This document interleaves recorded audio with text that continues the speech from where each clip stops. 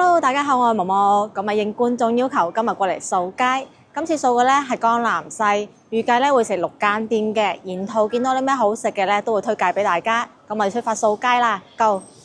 我哋要食嘅咧係紫金食坊。咁而家係中午11點，呢間咧係米芝蓮嘅大排檔，開咗17年㗎啦。以前咧叫文記食坊，搬咗過嚟之後咧就改名叫做紫金食坊啦。而家咧係工作嘅中午11點鐘，食客就未算好多，呢鵝啊、燒雞啊嗰啲都掛晒出嚟㗎啦，睇上去咧就好有食慾啊！佢呢度咧其實地方好大嘅，有分室內亦都有分室外嘅。室內嘅話咧有2間鋪可以俾你坐嘅喎，但係大部分人咧會揀室外嘅。咪大榕樹下好乘涼啊嘛，咁樣坐落過好舒服㗎，特別係呢個天氣環境啊。咁大個燒臘檔喺度咧，咁最出名嘅梗係佢嘅燒臘啦。咁燒臘之中咧最出名嘅咧係佢嘅燒鵝，60蚊一例嘅。以前咧我都會跟大隊點呢個燒鵝嘅。不過琴日咧睇咗下米芝蓮推介嘅咧，竟然係呢個豉油皇焗鵝，咁呢個咧60蚊一例嘅，咁同燒鵝同價啦。我今次係點一個試翻下，睇得唔得？咁可能會係第一個未買完燒鵝就點豉油皇鵝嘅人啦。呢排廣州天氣比較反覆啦，一時凍一時熱，我哋又點翻個湯飲下，佢啲湯都幾出名下嘅。咁我就揀翻個啱飲嘅啦，清腩燉瘦肉白肺，12蚊嘅啫。炒菜方面嘅話咧，種類有唔少啦，比較多可以揀。但係如果話要比較特色少少咧，呢個咧薑汁炒芥蘭啦，28蚊一例嘅。仲有其他嘅咧，真係好多選擇下。呢個都幾好嘅，茄子豆角炆燒肉，同埋呢個果汁豬扒都 OK 嘅，40蚊一例。呢大菜我哋都有隻鵝啦，就唔點啦。仲有碟頭飯嘅，中午嚟食翻個幾好啊，好經濟實惠，10零20蚊到嘅咋，真係非常之經濟實惠啊。呢個紅燒茄子煲啊，下飯神器啊。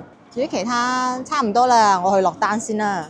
唔該，俾個薑汁炒芥蘭，一個豉油皇焗鵝一例，有冇揀上裝㗎？有。上裝啊。仲有一個清腩燉瘦肉白肺一例嘅。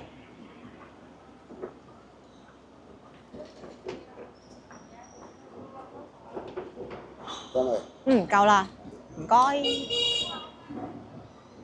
最先上嚟嘅就燉湯，呢要時間做準備嘅，所以就已經準備好啦。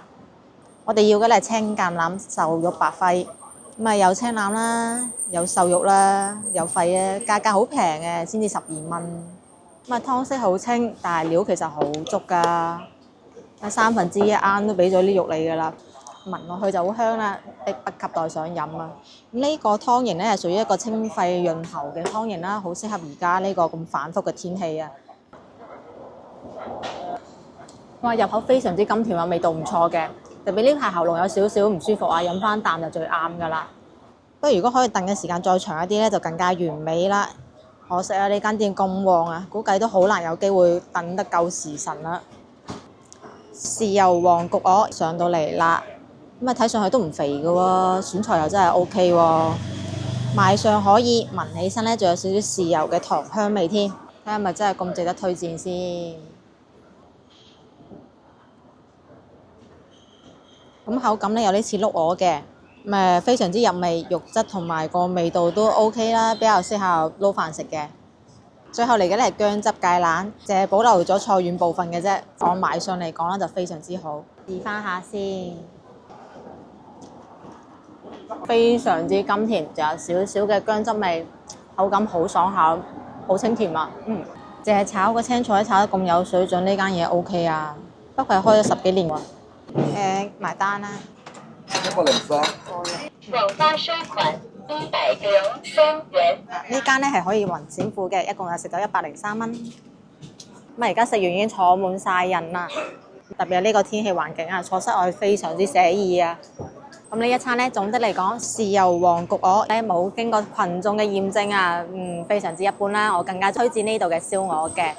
總體嚟講性價比都係好高嘅。作為米芝蓮推介餐廳，佢菜式定價咧就並不貴，但係亦都冇咩特別驚豔嘅地方啦，唔屬於必須要過嚟食嘅店嘅。但係如果路過嘅話咧，可以值得過嚟一試嘅。我哋出發去下一間啦，Go！紫金食坊咧就大榕樹頭呢個位置啦，我哋由紫山大街轉翻出嚟。呢邊呢條大路咧就係江南西路啦。我哋過對面馬路繼續行。呢邊作為生活區咧，無論工作日定休息日都比較繁華嘅。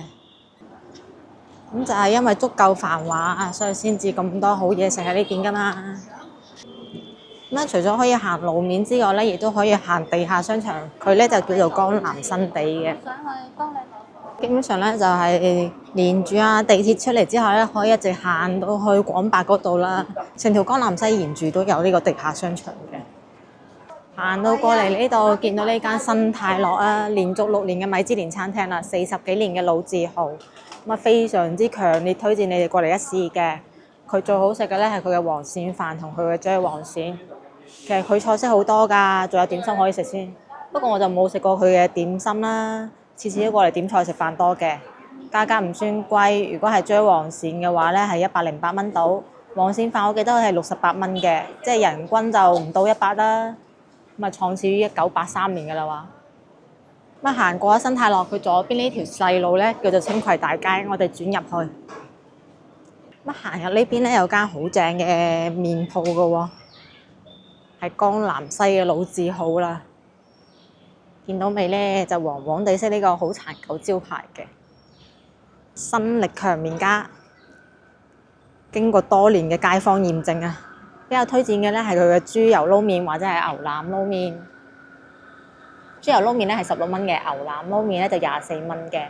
地方仔都好企理骨子㗎。咁我哋沿住青葵大街行到盡頭啊！轉咗入嚟咧就屬於居民區啦，所以就剩翻咗唔少，唔似得江南西條大街咁樣比較繁華啦。嗱，而家我哋行到青葵大街嘅盡頭啦，環住呢條咧叫青浦大街。我哋又繼續行到下一個路口先。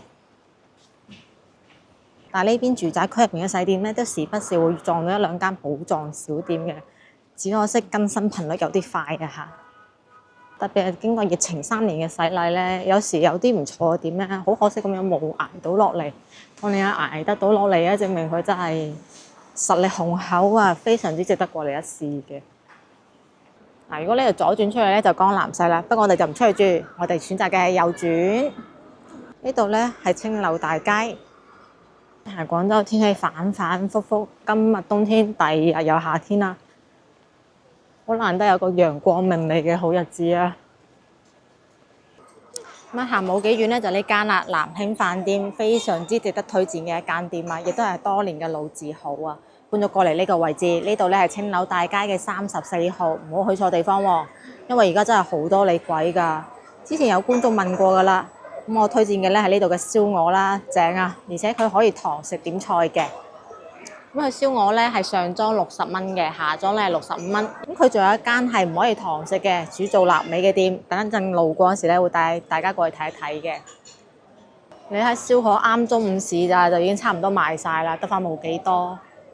其實堂食環境都幾大下㗎，都好骨子。嗱，好闊落下㗎啦。營業時間咧係上午嘅10點鐘同下午嘅4點鐘。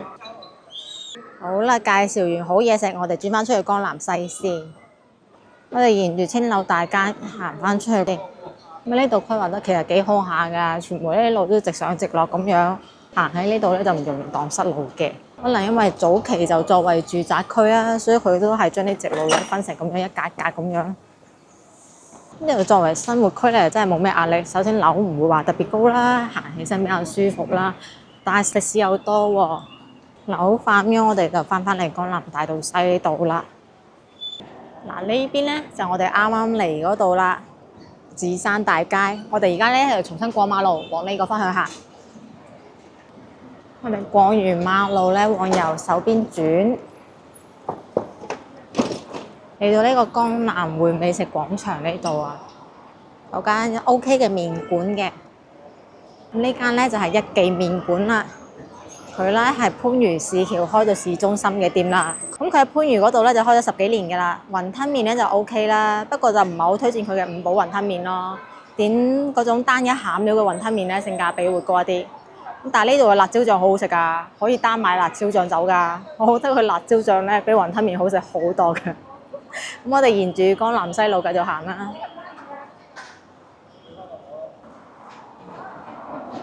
説話咪好生意咧，抵飲啊嘛。而家咧就學生黨嘅至愛啦。點講咧？細路仔中意嘅，梗係性價比高啦。嗱，呢度都有間專業嘅，呢條街檸檬茶飲條街咧，上市咩品牌都有嘅，互相阿姨都喺度。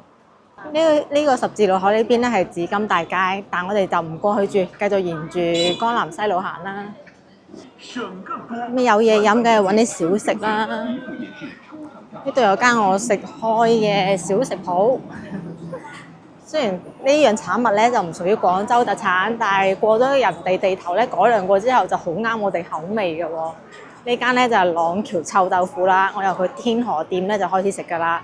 環境乾淨企理啦，而且可以堂食。咁佢嘅臭豆腐咧係用湯浸住嘅，同嗰啲長沙啊或者係廣州大部分店嘅做法咧係唔同嘅，而且會配好多酸蘿蔔啊、蒜頭嘅。建議咧就點微辣，因為真係好辣㗎，不過唔辣又唔好食喎。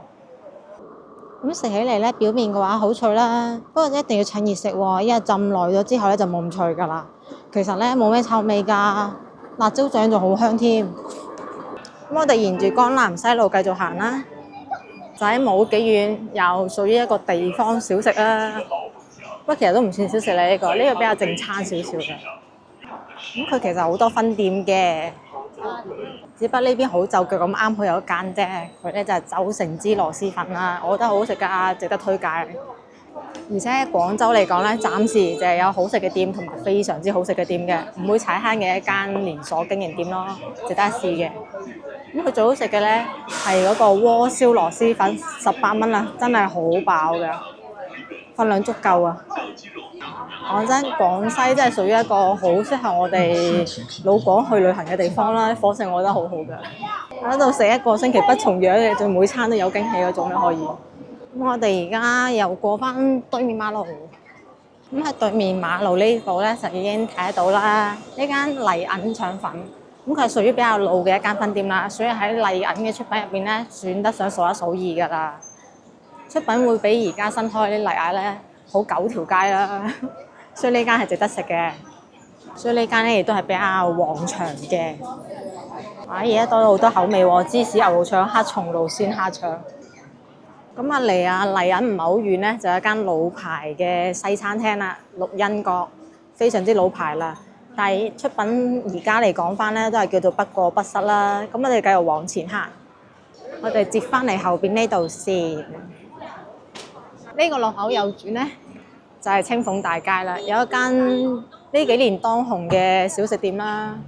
咁呢間咧屬於一間比較好食嘅臭豆腐店啦。廚房咧就乾淨衞生啦。咁佢嘅臭豆腐咧，中間會挖個窿嘅，但係唔放汁，淨係放蒜蓉，仲可以擺辣醬啊、甜醬同埋酸蘿蔔嘅。我仲有酸豆角啊，而家食過啦，口感咧屬於比較脆口嗰種嚟嘅，好香。哇，滴晒汁咁樣嘅喎。不過咧，我就唔係好食得出黑色同白色有咩區別咯，感覺好似差唔多嘅。呢間咧就屬於路過嘅話咧，可以一試嘅程度咯。乜富力海之城仲有分2區嘅喎，中間隔住條河仔要過橋咁樣，幾過癮下嘅。呢啲大嗰啲比較出名嘅連鎖食肆啊、火鍋店啊，呢度都有分店嘅，而且海珠區分店咧排隊冇咁可怕咯。天河嗰幾間就會比較震驚啦，例如阿餸。我諗起啦，我哋而家要過對面馬路，就有好幾間好食嘅話，你哋知啦。呢度雖然多美食啊，但係實在咧唔夠西華路嗰邊集中咯。你睇我哋都過咗好多次馬路啦。咁我哋而家行緊呢條咧叫子丹大街。咁呢條街咧比較長嘅，所以有好幾間值得推介，要介紹俾大家。例如啊，行咗入嚟冇幾遠就會見到呢間啦，白色底招牌嘅好麵線。呢間好搞笑嘅，雖然佢叫好麵線啊嚇，但係其實好食嘅唔係麵。咁佢好有愛心嘅，60歲以上嘅公公婆婆咧，堂食仲可以打7折㗎，不過外賣咧就唔打折。咁每人限點1份啦。咁喺呢個愛心行動入邊咧，每週6週日前30位60歲以上嘅顧客咧，仲會贈送一碗熱騰騰嘅黑豚雲吞麵啊！已經好好嘅，好少支嗰種。咁而家午飯時間滿晒人嘅。咁佢最開頭咧係芳村有店嘅，咁後嚟先開咗間店喺呢邊嘅啫。我推薦食嘅咧，佢呢個正法式豬肝，咁22蚊一份嘅。如果對內臟唔抗拒嘅觀眾咧，建議過嚟試一試。你好，要吃點什麼？法式豬潤啦。還有其他的嗎？一個金豬肝22。好的，來謝謝我。成為消費22。煎嗰陣時應該要放椰子油啦，因為已經聞得到佢有椰子嗰種獨特嘅香味啦。咁啊，撒少少葱喺面嘅，一鋪底有塊生菜嘅，又唔會覺得咁油咯喎。咁啊，逼吸袋食咗佢先講。咁我就開食啦，唔客氣啦。咁啊，食得出有椰子油嗰種味道啦，煎得都好嫩添，而且熟得啱啱好嗰種程度啊，口感好爽脆嘅。呢度嘅煎豬肝咧，應該係我食過嘅廣州最好食噶啦。因為以前啊，其實我都會成日點佢嘅外賣㗎，送到屋企咧仲可以 keep 得到呢個水準㗎。但我食得出咧係仲會有豬潤嗰種好香嘅味道嘅。我覺得佢算做得質量好之餘咧，又整體嚟講比較精緻嘅店啦。雖然做活動咧就吸引到長者過嚟食啊，但係吸引還吸引啦，都要人哋出品 OK 啊，先至會有人過嚟肯幫襯噶嘛。咁啊，今餐22蚊真係食得好划算啦，選材又好，出品又可以。我見好多公公婆婆都係過嚟點一個麵啦，然之後同佢啲朋友仔一齊再加多個豬潤，咁樣一餐食落嚟就好舒服啦。打7折喎，都算好大優惠力度啦。如果你係真係想食麵嘅話咧，前面冇幾遠咧就有一間食麵 OK 嘅啦。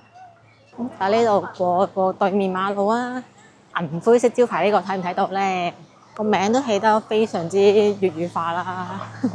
佢咧就係華叻強麵家啊，咁啊同前面介紹過嘅新力強咧係一樣，屬於西華路老字號麵館啦。咁啊好多街坊咧就中意將佢兩個擺埋一齊比嘅。我個人咧就認為呢間華叻強咧會好啲啦，佢個雲吞麵幾好下㗎，最優秀咧係其中嘅炸雲吞啊，非常之出色嗰種啊。不過我都既然要飲湯潤喉啦，就知道我呢排喉嚨有啲痛啦，所以今日咧就冇辦法試俾大家睇啦。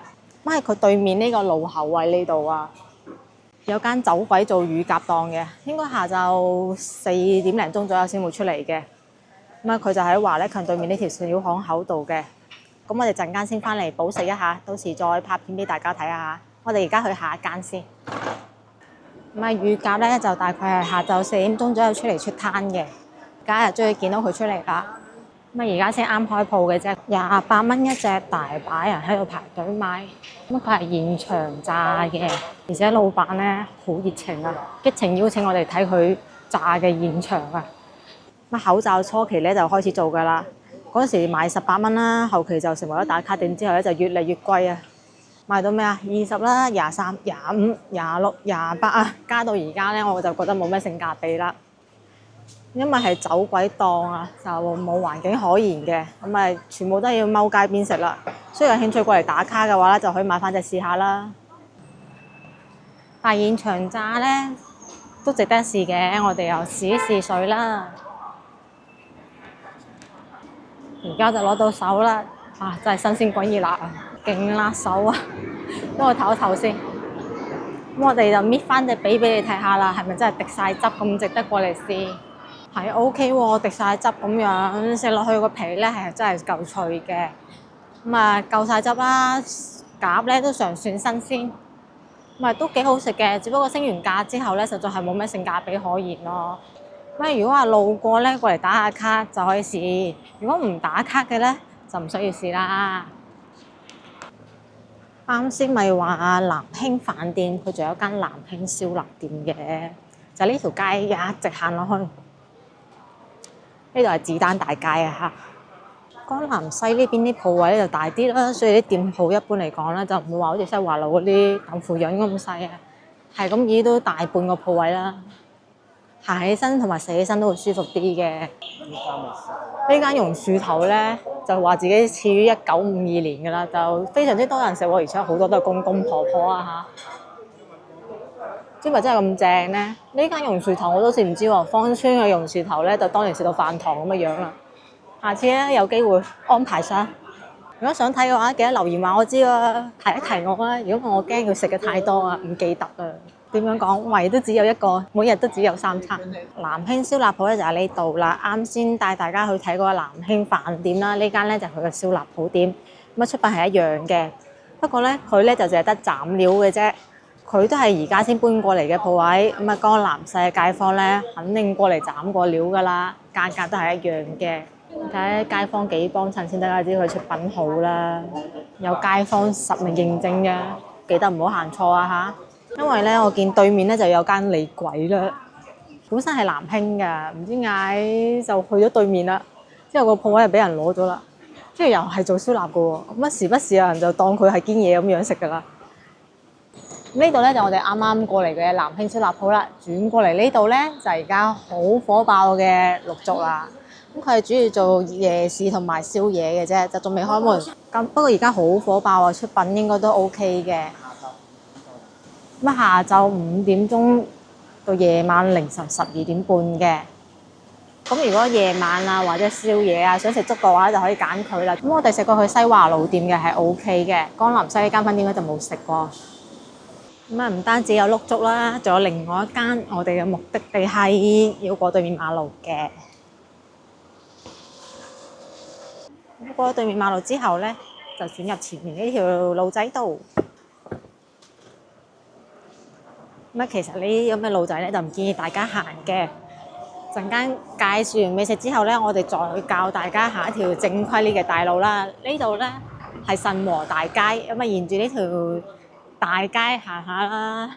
叫做大街呢條小路啦。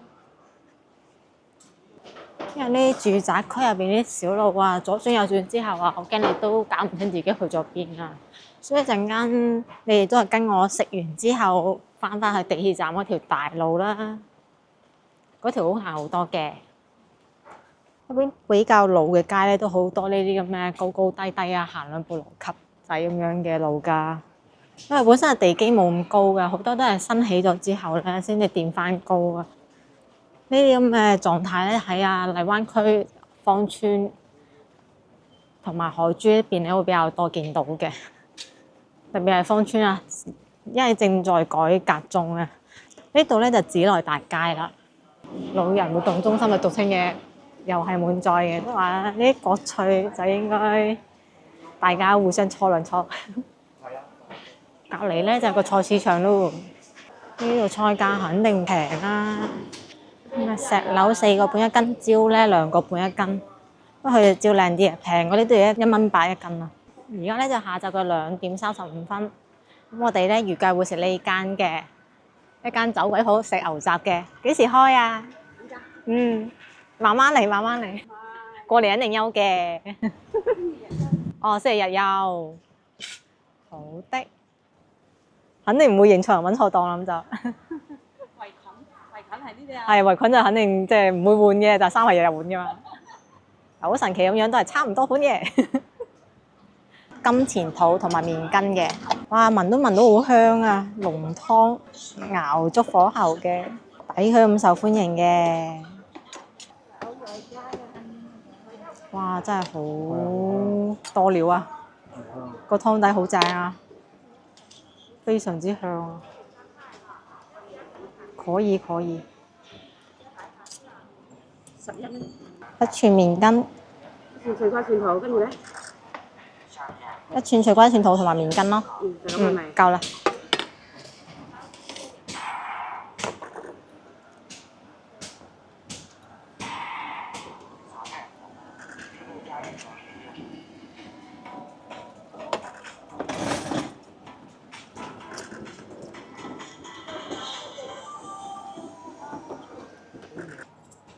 我講緊激情消費11蚊，我哋去食啦。咁我一般咧係唔加料嘅，咁佢梗係自然會有甜醬啦、辣醬啦，有沙茶醬嘅。不過我一般咧就唔加醬嘅，咪咁先食得出佢原汁原味嘅湯底啊嘛。加咗醬之後咧就冚咗佢啲味啦。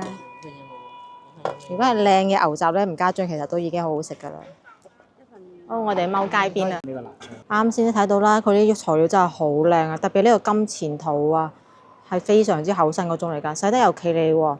咁4蚊就已經有咁多㗎啦。份量唔少㗎。咁我哋開食咯。洗得非常之乾淨，個肚好好食，好彈牙。作為走鬼嘅呢個出品咧，遲早會入到室嘅，因為真係出品 OK 啊。咁我哋又食埋比較普通嘅麵筋啦。麵筋吸晒啲湯汁之後啊，真係好好食啊！其實我應該點翻份蘿蔔，因為佢個湯汁真係好濃咗，好好食啊！個湯超靚。我哋試下個脆骨先，真係佢雖然4蚊一串啊，但係串串都唔多料俾我嘅。咁啊，脆骨名副其實，梗係要脆啦。咁佢係做得到嘅，係真係好脆嘅。帶住嗰少少肉咧，係唔會話好韌啊，搞到你好難咬嘅，非常之好食。